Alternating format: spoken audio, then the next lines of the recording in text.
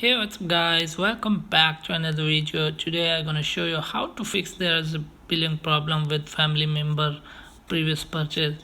So let's get started without wasting any time. First of all, close it and now open settings, type on Apple ID profile and now type on media and purchases and view account.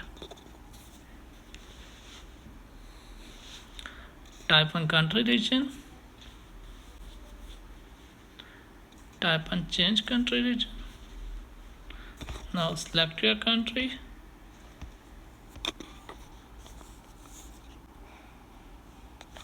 type agree. As you can see, selection is by default on the credit and debit card, so you have to select on none. So fill up the information.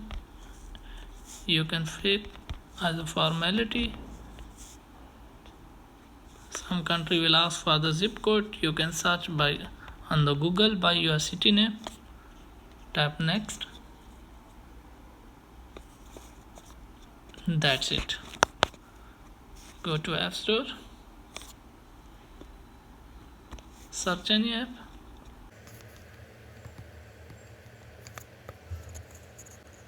Type 2.